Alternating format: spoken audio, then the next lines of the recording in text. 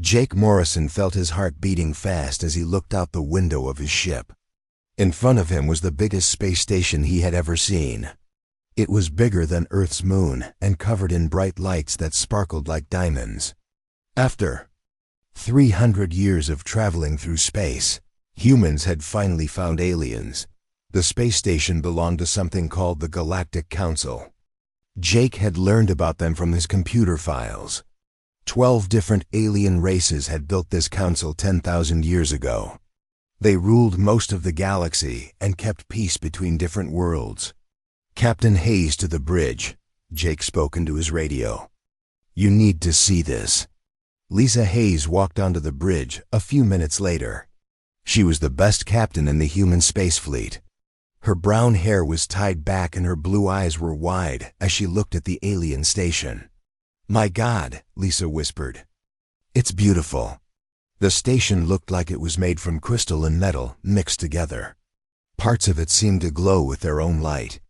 Ships that looked nothing like human ships were flying around it. Some ships looked like they were made of glass. Others seemed to be made of pure energy that moved through space like living things. "Send a message," Lisa told her radio officer. "Tell them we come in peace." The answer came back in perfect English. A voice that sounded like music spoke to them. "Welcome, humans of Earth. We have been waiting for you. Please dock at Platform 7. Jake guided their ship, the New Horizon, toward the docking area. As they got closer, he could see aliens working on the platform. They were unlike anything from Earth movies. Some were tall and thin like walking crystals. Others looked like floating clouds of colored gas. There were aliens that looked like giant insects with beautiful wings. Lisa picked her best people for the first meeting. She chose Claire Parker, who was Earth's top diplomat. Claire was smart and spoke 7 human languages. Lisa also picked Dr. Alan Cooper, who studied alien life. Alan had spent years preparing for this moment. They put on their best uniforms and walked through the airlock onto the alien station. The first thing Jake noticed was that he could breathe normally. The aliens had adjusted their air to match what humans needed. An alien came to meet them. It looked like a living crystal that walked on 2 legs. Its body caught the light and threw rainbows everywhere. When it spoke, its voice sounded like wind chimes. "I am Council Prime Zefkar of the Vorthic people," the alien said. "Welcome to the Galactic Council Station." Claire stepped forward and smiled. "I am Ambassador Claire Parker, representing the people of Earth. We are honored to meet you." Zefkar led them through the station. The walls were covered in pictures that moved like videos. They showed different worlds with strange plants and animals. Some worlds had purple skies. Others had 3 suns. Jake saw cities that floated in the air and oceans that were bright red. "Your species has impressed us," Zefkar said as they walked. "We have been listening to your radio signals for 50 years. Humans learn very fast. Most species take much longer to develop space travel." They entered a huge room with a high ceiling.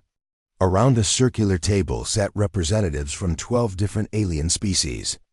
Jake tried not to stare, but it was hard. One alien looked like a tree that could walk. Another seemed to be made of liquid metal that held its shape. "The Galactic Council has existed for 10,000 years, Zefkar explained. "We keep peace between worlds. We share knowledge and technology. We protect smaller species from dangers in space." A floating cloud of blue gas spoke next. Its voice sounded like whispers from many people at once. "I am Speaker Valenoth of the Nebulon Collective. We offer your species membership in our community." Claire's eyes lit up. What would membership mean for humanity? An insect-like alien with silver wings answered. "I am Hive Queen Cassandra of the Cathara. Membership brings many gifts. We will share our technology with you. Your people will live longer and healthier lives. Your ships will travel faster between stars. Your worlds will know peace Dr. Cooper leaned forward. "What do you want from us in return?" Zethkar's crystal body flashed brighter. "Very little. We ask only that humans agree to stay within their current territory. You control 57 star systems now. This will be your space to rule as you wish." "Why the restriction?" Claire asked. "It is our way," said another alien that looked like a giant seahorse made of metal. "New species often want to expand too quickly. This causes wars with older civilizations. By keeping new members in their own space, we prevent conflicts." Claire thought about this. It seemed reasonable. Humans were still learning about space travel. They had colonies on 57 worlds, which was already more than they could properly manage. "Your territory has everything humans need," Velanath added. "Rich worlds for farming, planets with valuable metals, room for billions of people to live happily." Zethkar showed them more pictures on the wall. They saw human colonies that could exist in the future. Cities under domes on airless worlds, farms that floated in space, factories that turned sunlight into any material humans needed. "With our technology, humans will never want for anything," Zethkar promised. "Disease will become rare. Your people will live for hundreds of years. Your children will be smarter and stronger." Jake watched Claire's face. He could see she was interested. This offer was better than anyone on Earth had hoped for. "There is more," said Cassandra. "We offer protection. There are dangerous things in space. Pirates who attack trade ships. Ancient machines that destroy everything they find. Energy storms that can kill entire worlds. The Council protects all member species from these threats. What about our freedom?" Dr. Cooper asked. "Can humans still govern themselves?" "Of course," Zethkar replied. "Each species rules their own territory as they choose. The Council only makes rules about trade between worlds and keeping peace." Claire looked at her team. Jake nodded. This seemed like the best deal humans could hope for. Earth's government had sent them to make friends with aliens if possible. This was much better than just friendship. "I will need to contact Earth," Claire said. "But I believe my government will accept your offer." The aliens seemed pleased. Velanath's blue cloud shifted to a brighter color. Cassandra's wings made a humming sound that seemed happy. "While you wait for your government's answer, you are welcome to stay on our station," Zethkar offered. "Learn about our technology, meet other species, see how the Council works." Over the next week, Jake and his team explored the station. They met aliens from dozens of different worlds. They saw technology that seemed like magic. Machines that could create any food just by thinking about it. Computers that could predict the weather on any planet years in advance. Medical tools that could heal almost any injury in minutes. The aliens were all friendly and helpful. They answered every question. They showed humans things that would take Earth scientists centuries to discover on their own. When the message came back from Earth, it was exactly what Claire expected.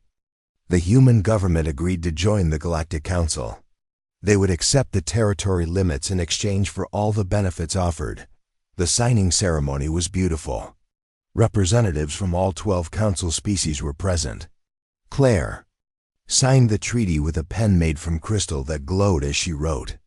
"Welcome to the galactic community," Zethkar announced.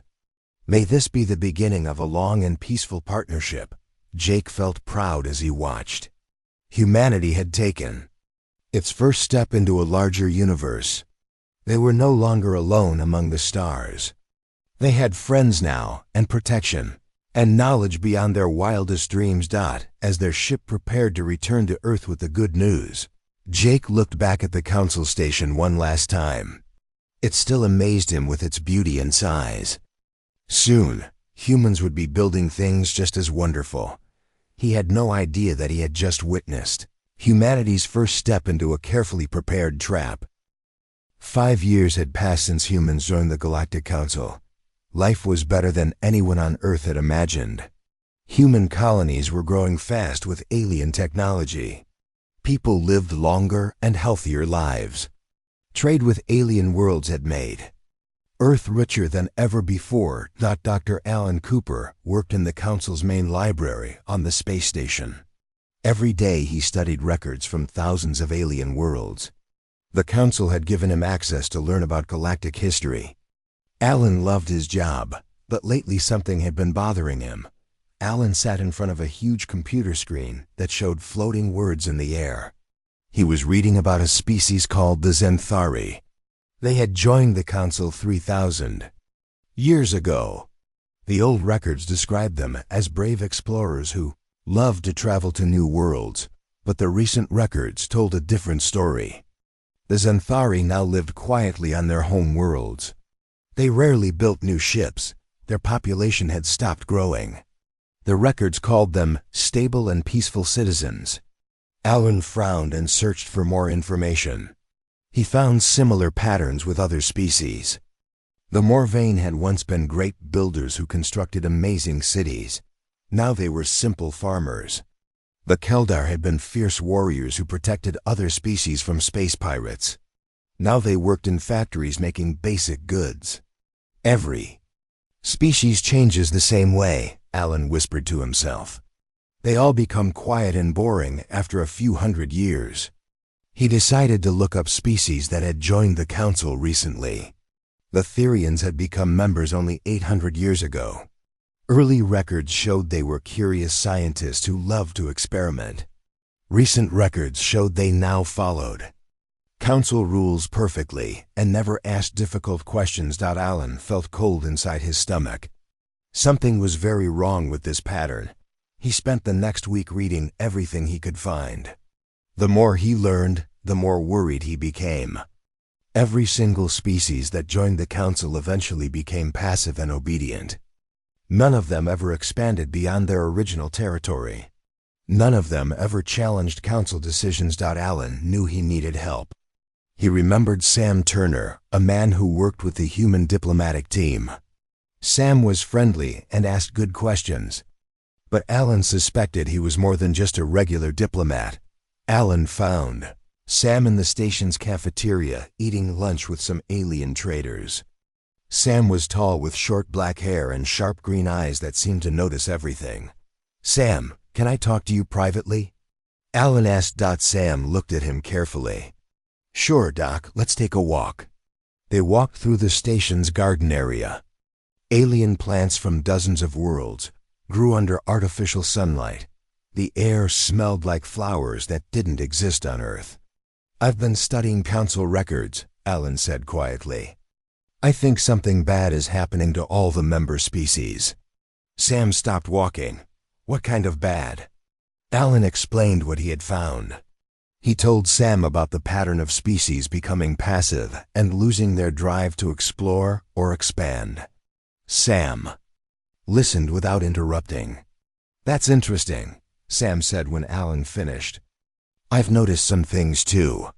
Sam looked around to make sure no aliens were listening. "I work for Earth intelligence. My real job is to watch for threats to humanity." Alan felt relieved. He had been right about Sam. "What have you noticed?" Alan asked. "The medical treatments," Sam said. "Remember how the Council offered to make humans healthier and live longer? They've been giving these treatments to all member species for thousands of years."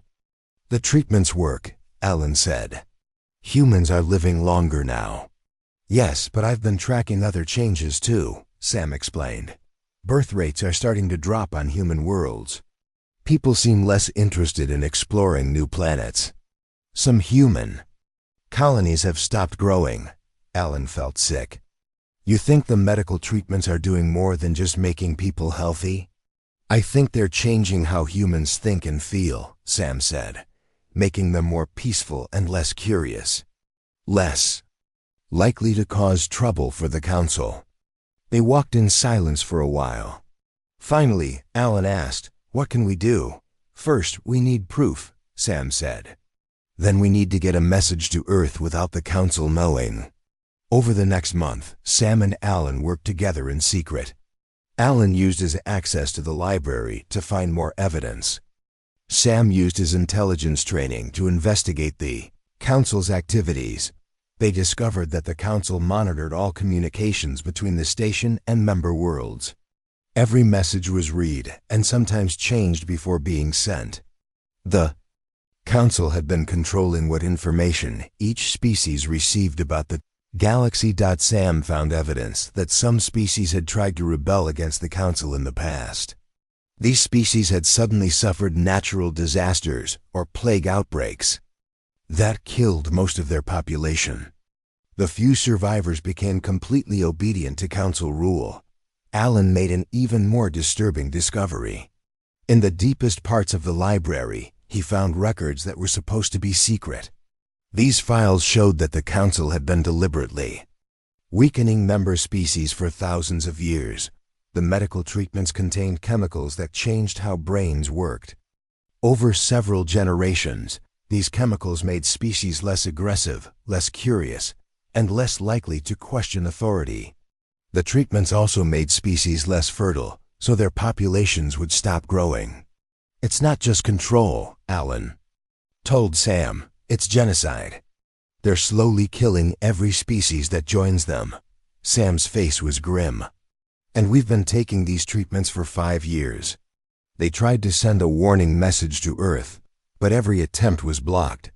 The Council's computers detected any message that contained warnings about the treatments or the Council's true nature. We need to get off this station, Sam said. We need to reach Earth in person. But when they tried to book passage on a ship to human space, they were told that all flights were full for the next 6 months. When they tried to charter a private ship, they were told that new regulations required Council permission for all travel to member worlds. They know, Alan whispered. They know we've discovered the truth. That night, Sam was visited by Council security. 3 alien officers came to his quarters. They were polite but firm. The Council wishes to offer you a promotion, the lead officer said. You would work directly with the Council on special projects. The position requires you to remain on the station permanently. Sam understood the real message.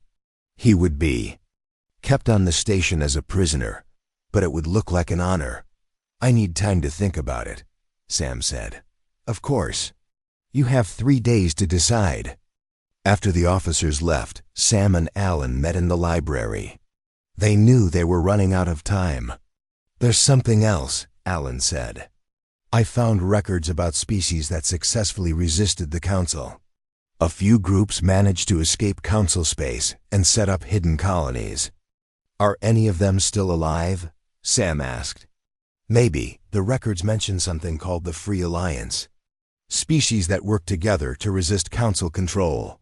But I don't know how to contact them, Sam thought for a moment. We might not be able to reach Earth, but maybe we can reach other humans. What do you mean? Not all human ships report to the Council, Sam explained. Some of our deep space exploration vessels are months away from any Council monitoring. If we could reach one of them, Alan felt a spark of hope. How? Sam smiled grimly. I still have some tricks the Council doesn't know about. That night, Sam used an old emergency beacon hidden in his quarters. It was designed to look like a broken piece of equipment, but it could send a short message on frequencies the Council didn't monitor. The message was simple. Council is enemy. Medical treatments are poison. Trust no one. Prepare for war.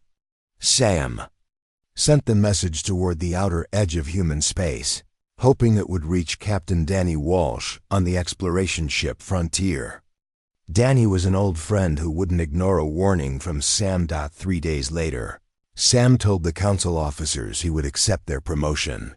He had no choice if he wanted to stay alive and continue gathering information. Alan continued his research, but now he had to be even more careful. The Council was watching both of them closely. As weeks passed, they began to notice small changes in their own behavior. Alan found himself caring less about his research. Sam felt less urgent about warning Earth. The medical treatments were working on them too, but they fought against the changes. Every day they reminded each other why they had to resist. They wrote down their discoveries and hid the notes in places the council wouldn't think to look. One morning, Alan made a discovery that changed everything. In the oldest records, he found files about the council's founding. The 12 original species hadn't created the council to keep peace. They had created it to prevent any other species from becoming powerful enough to challenge them. The galaxy was big enough for thousands of species to thrive, but the council founders wanted to stay in control forever. So they had built a system that would trap and weaken every species that developed space travel. "We're not members of the council," Alan told Sam. "We're prisoners. And so is every other species in the galaxy." Sam nodded grimly. "The question is, are we too late to do anything about it?" Neither of them knew that far away, in the empty spaces between stars, Captain Danny Walsh had received Sam's message. Danny was already making plans that would change the fate of the entire galaxy. The council thought they had humanity trapped, but they had made one critical mistake. Captain Danny Walsh stood on the bridge of his ship, the Frontier, reading Sam Turner's message for the 10th time. The words were simple but terrifying. "Council is enemy. Medical treatments are poison. Trust no one. Prepare for war." Danny had known Sam for 15 years. They had served together in the Earth Defense Force before humans ever met aliens. Sam never joked about serious things. If Sam said the council was an enemy, then humanity was in terrible danger. Danny looked out at the stars around his ship. The Frontier was exploring the far edge of human space, 3 months away from the nearest council monitoring station. Out here, Danny could make decisions without the council knowing. "Navigation, plot a course for the Kepler station," Danny ordered.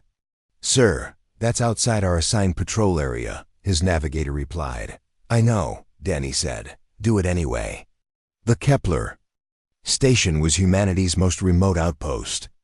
It was built 4 years ago by Admiral Kevin Ross, who had always been suspicious of aliens. The station was officially a research facility, but Danny suspected it was much more. When the Frontier arrived at Kepler Station, Danny was amazed by what he saw. The station was 3 times bigger than it was supposed to be. Around it floated dozens of human ships that weren't supposed to exist.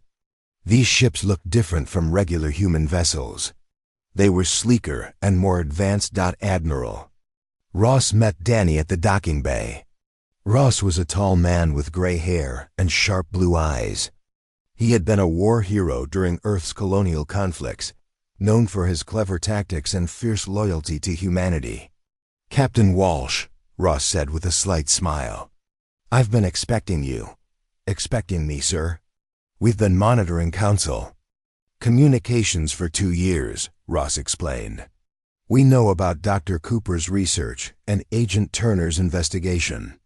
We also know the Council is planning something bad for humanity." Ross led Danny through the station. What Danny saw made his jaw drop. The station wasn't just bigger than expected. It was a massive military base. Thousands of humans worked on advanced weapons and ships.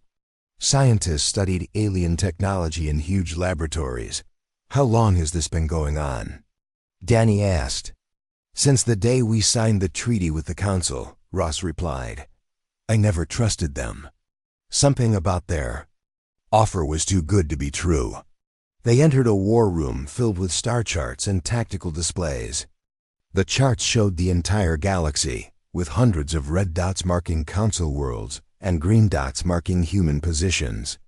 "We've been busy while the Council thought we were playing by their rules," Ross said. "We've established secret bases in over 200 star systems beyond our assigned territory."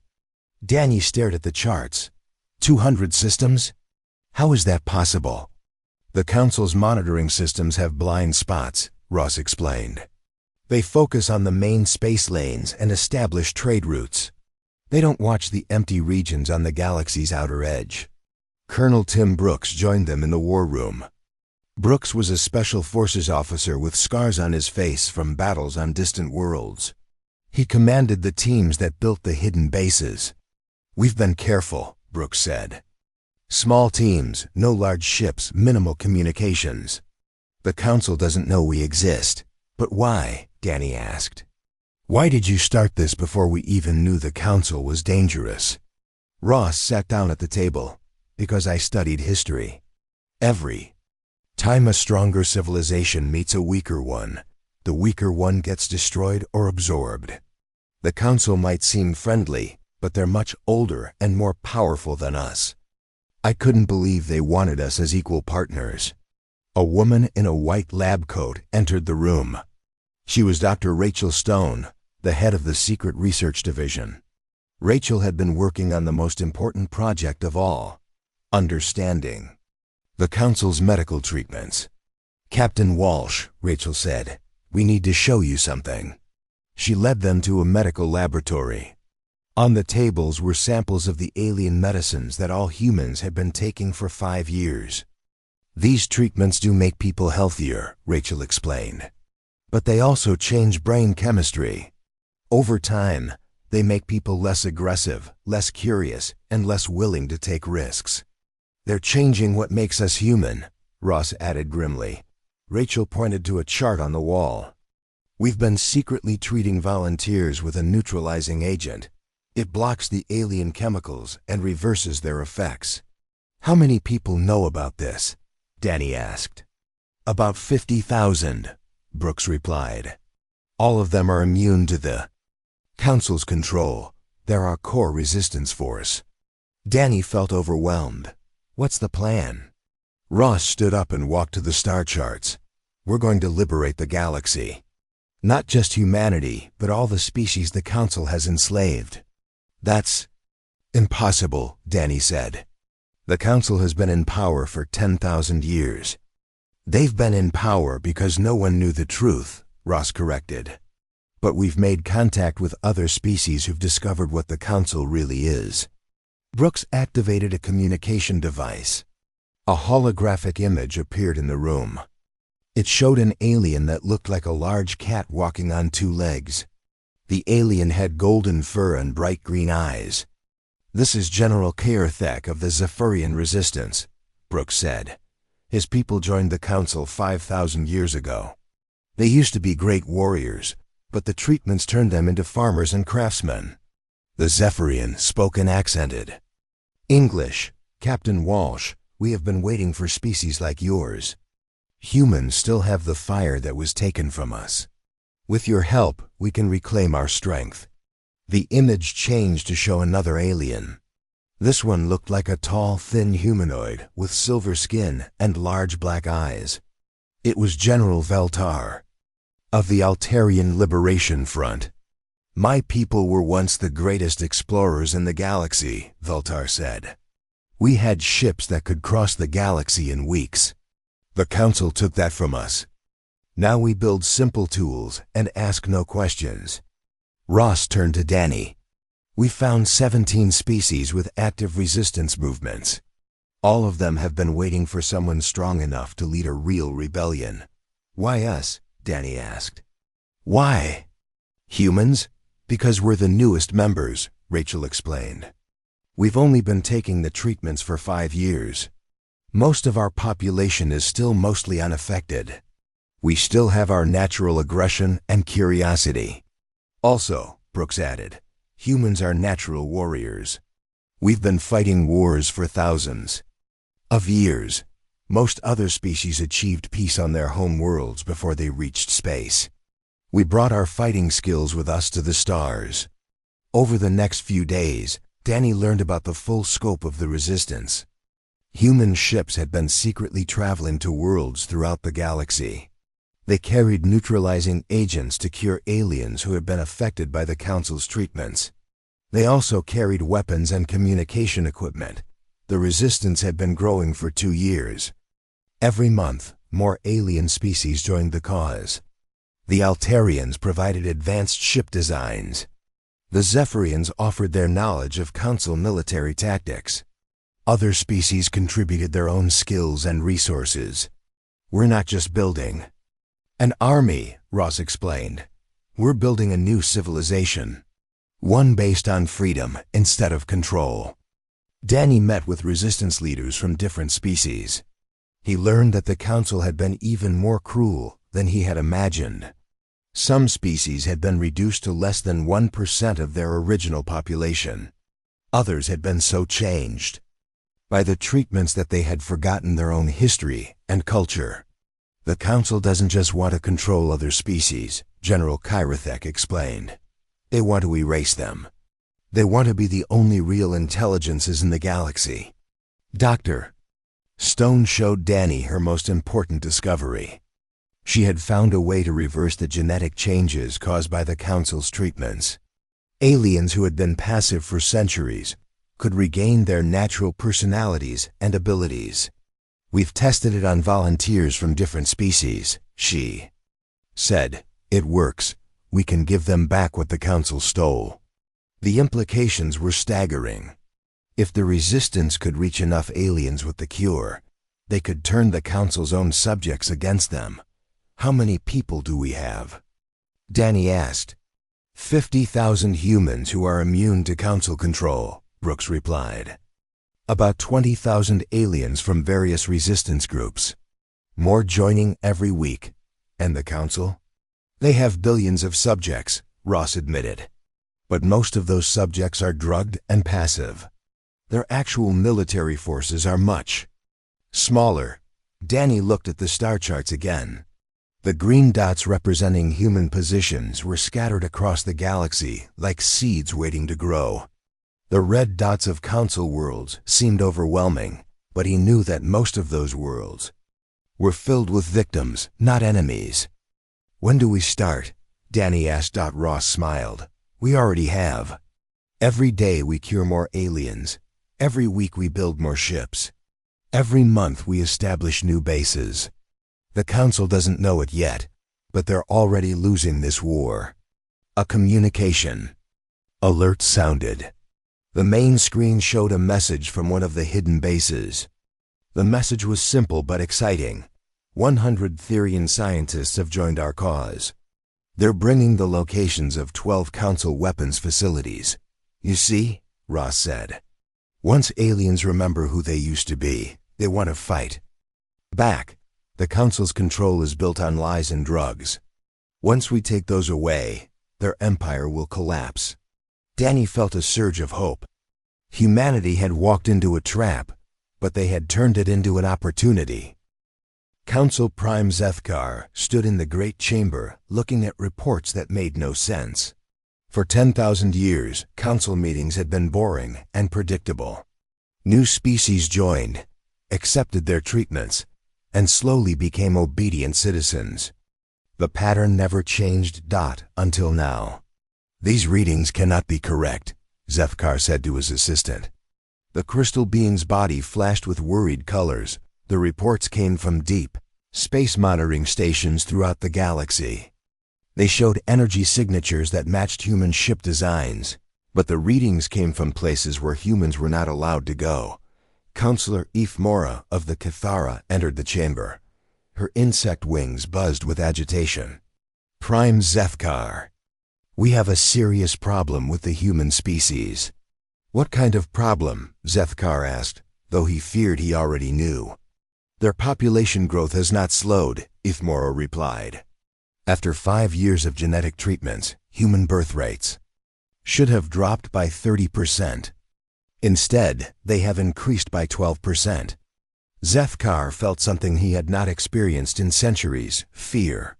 That is impossible. The treatments have worked on every species for thousands of years. There is more, Ifmora continued.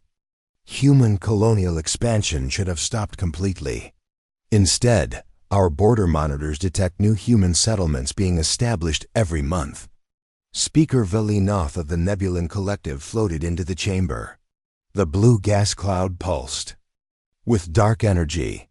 I have disturbing news from the Outer Rim territories. Our monitoring stations report human ships in the Andorian Nebula. Humans have no business in that region, Zethkar said. It is outside their assigned territory. That is what concerns me, Velinoth replied. The ships appear to be military vessels, not exploration craft. Zethkar called for an emergency session of the full council. Within hours, representatives from all 12 founding species gathered in the Great Chamber. The mood was tense and confused. Nothing like this had happened in their recorded history. Hive Queen Cassandra spoke first. My intelligence networks report strange activities in multiple sectors. Human ships have been spotted near Zephyrian worlds. There are reports of secret meetings between humans and members of supposedly loyal species. Impossible, declared Councillor Mordex of the Vorthan Empire. The Zephyrians have been compliant for 5,000 years. They show no signs of resistance. Then explain this, Cassandra said. She activated a holographic display that showed intercepted communications. These messages were sent from Zephyrian worlds to unknown recipients. The messages are encrypted using methods we cannot break. The council chamber fell silent. Encrypted. Communications between member species were forbidden. The council monitored all communications to prevent exactly this kind of activity. Counselor Thaxiran of the Metalloid Consortium presented his own evidence. Our deep space sensors have detected massive energy buildups in supposedly empty star systems. The energy patterns suggest large-scale construction projects. Construction of what? Zethkar asked. Unknown. The projects are too far away for detailed scans. But the energy levels suggest military installations. Zethkar's crystalline body turned dark red with anger. Deploy investigation fleets to these locations immediately. 3 days later, the investigation fleets returned with shocking news. They had found human bases in 17 different star systems, all outside human territory. The bases were heavily defended and clearly military in nature. Even worse, the fleets had encountered ships from multiple species working together. Zephyrians, Altarians, Therians, and others were cooperating with humans in clear violation of council law. This is rebellion, Zethkar declared. But how is it possible? Our treatments should have prevented this kind of organized resistance. Dr. Yulventh, the council's chief medical officer, presented his analysis. I have studied samples from recent human medical checkups. Their brain chemistry shows unexpected resistance to our modification compounds. What does that mean? Asked Councillor Plexandra of the Void Walkers.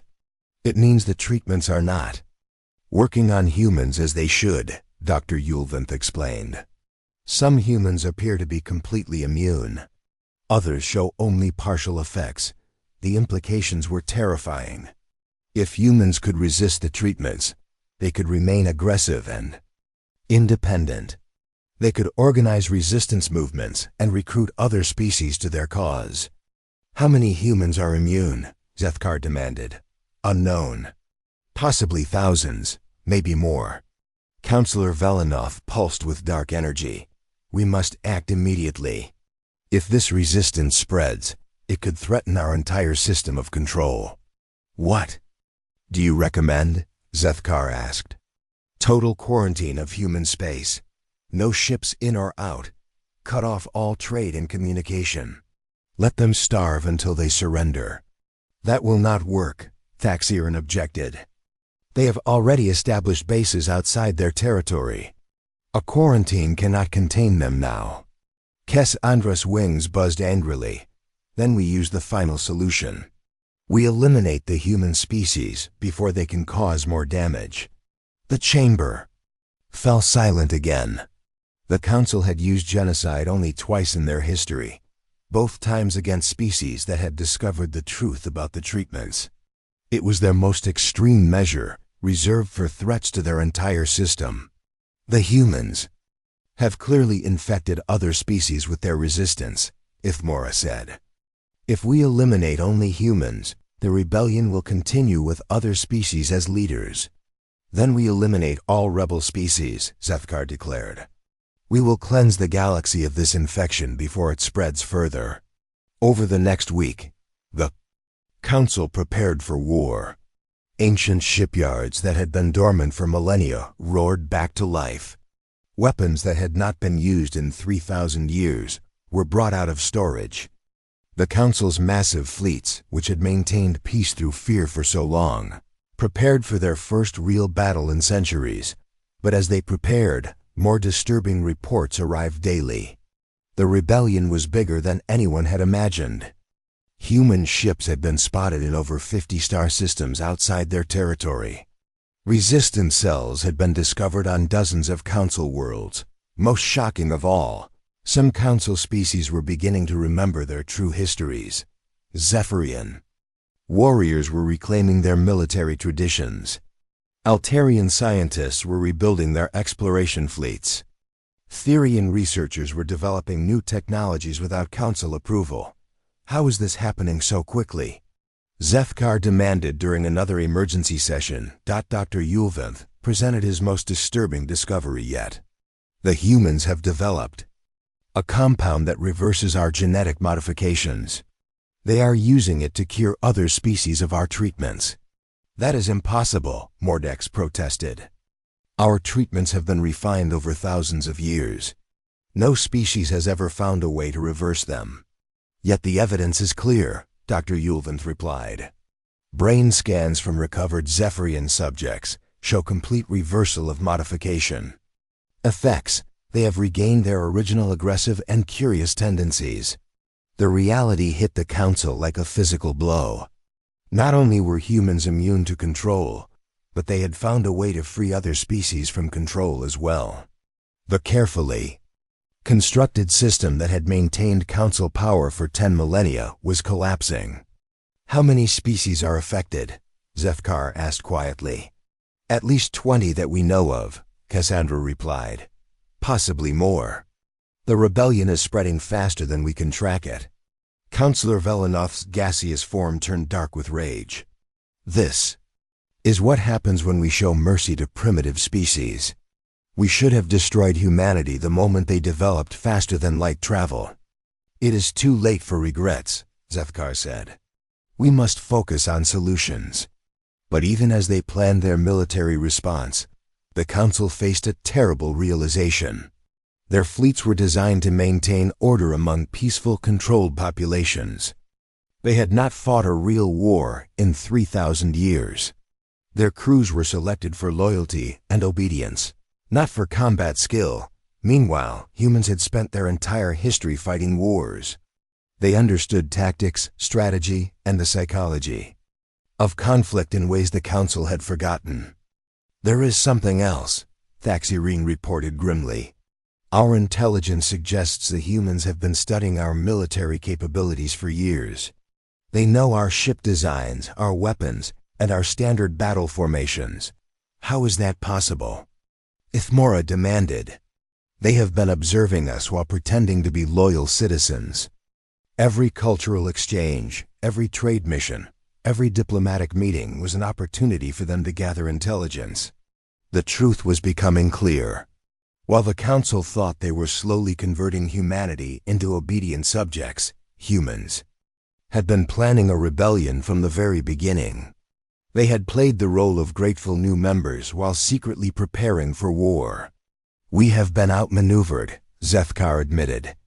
They made us believe we were the hunters while they prepared to become the predators.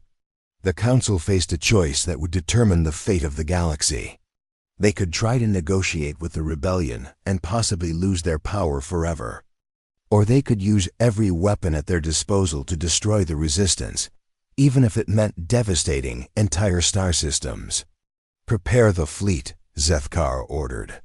All ships, all weapons, every loyal species.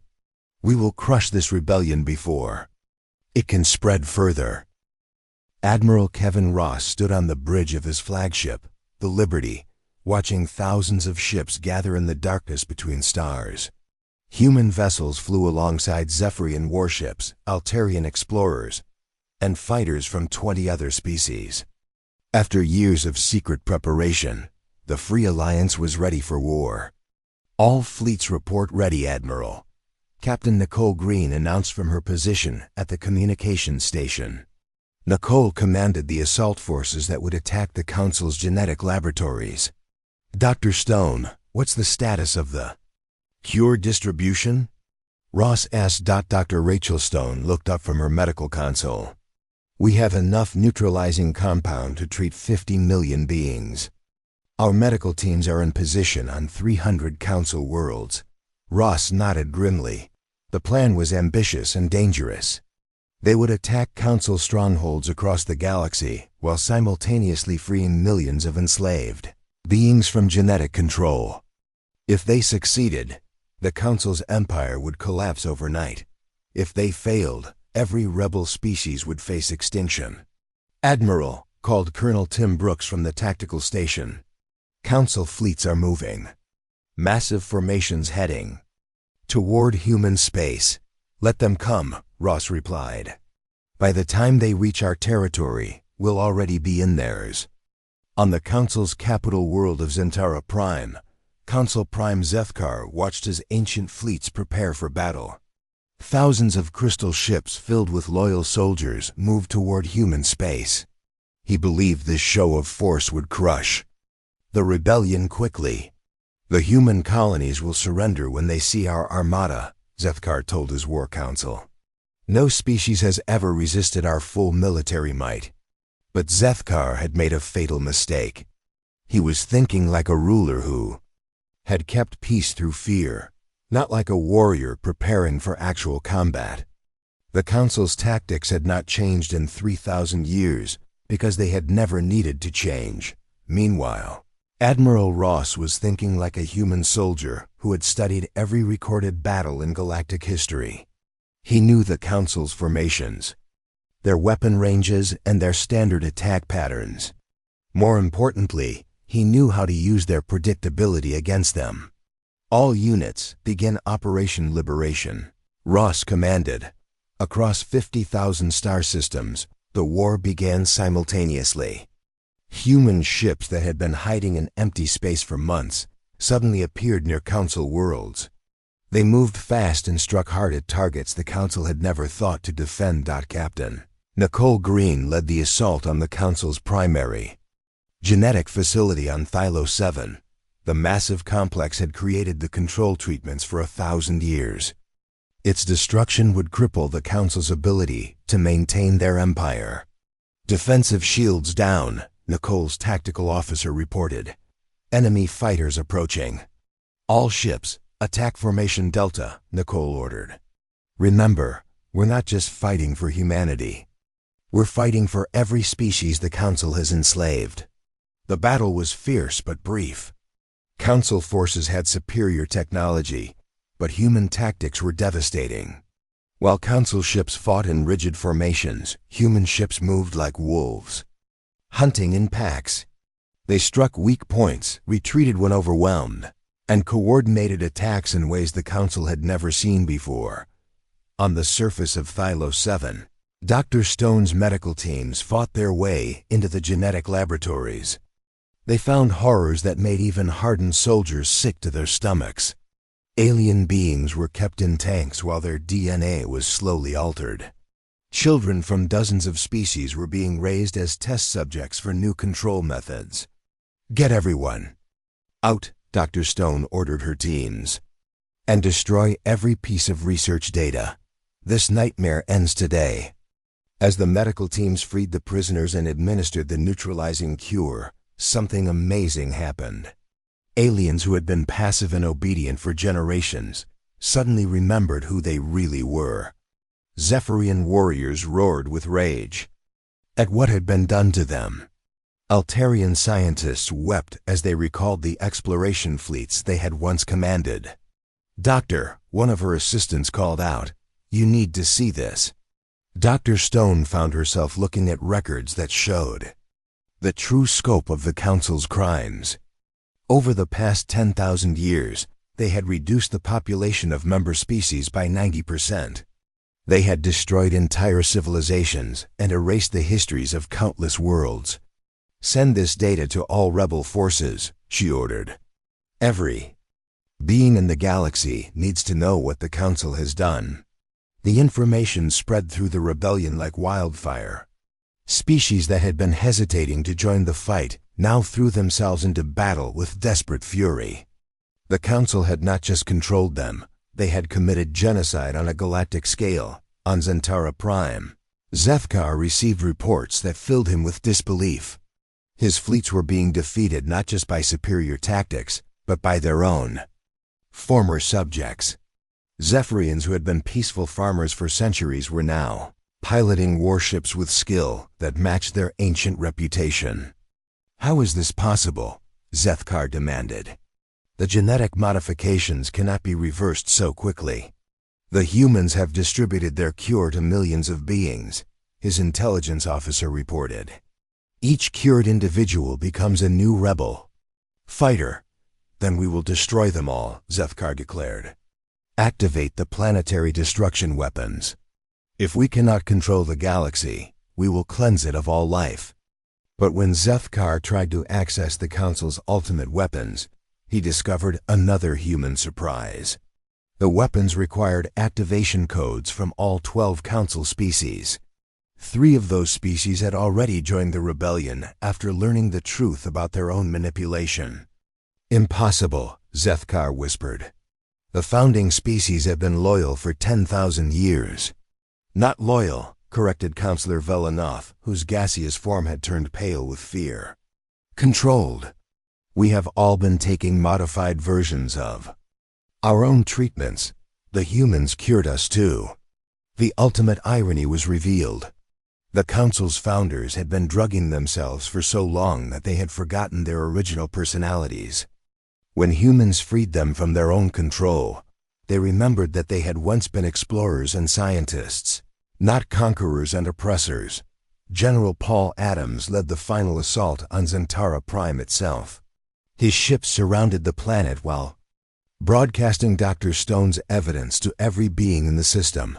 The response was immediate and overwhelming. Council citizens who learned the truth about their government joined the rebellion by the millions. Council Prime Zethkar, General Adams broadcast to the planet. Surrender now and we will show mercy. Continue fighting and face the consequences. Zethkar's reply came from the Council's greatest warship, the Eternal Dominion. Humans, you have doomed the galaxy to chaos. Without our guidance, the species will destroy each other in endless wars. Maybe, Adams replied, but that will be their choice to make. You took away everyone's right to choose. The final battle took place in the space around Zentara Prime. The Eternal Dominion was a massive ship with weapons that could destroy moons. But it was designed to intimidate, not to fight a real war. When human fighters swarmed around it like angry insects, its heavy weapons could not track targets that moved so quickly. Admiral Ross himself led the boarding party that captured the Council chambers. He found Zethkar in the Great Hall where humanity had first been welcomed 5 years earlier. You have won, Zethkar admitted, his crystal body now gray with defeat. But you do not understand what you have destroyed. The Council brought 10,000 years of peace to the galaxy. Peace built on lies and slavery, Ross replied. That's not peace. That's just a very large prison. What will you do now? Zethkar asked. How will you prevent the chaos that will surely follow? Ross considered the question carefully. Around the galaxy, billions of beings were waking up from centuries of artificial sleep. They were remembering their true natures, their real histories, and their stolen dreams. Some would seek revenge. Others would want to explore and expand. As their ancestors had, there would be conflicts and problems. We'll figure it out together, Ross said finally. All of us as equals. No more councils deciding what other species are allowed to do. No more secret treatments to control how people think and feel. You are naive, Zethkar said. Species need guidance. They need control. Maybe some do, Ross admitted. But they should have the right to choose their own leaders and make their own mistakes. That's what freedom means. The war ended not with humanity's conquest of the galaxy, but with their choice to step back and let other species rebuild their own civilizations. Human ships remained to help with reconstruction and to protect against any attempt to restore the old system. But they made it clear that they were partners, not rulers. Dr. Stone spent the next year traveling to liberated worlds, helping beings recover from centuries of genetic modification. She watched species rediscover their true natures and rebuild their ancient cultures. It was difficult and sometimes painful, but it was real in a way the Council's artificial peace had never been. The hardest part, she told Admiral Ross during one of their meetings, is that some beings are afraid of freedom. They've been controlled for so long that making their own choices terrifies them. They'll learn, Ross replied. Freedom is like a muscle. It gets stronger with use. Years later, historians would debate whether humanity had saved the galaxy or doomed it to chaos.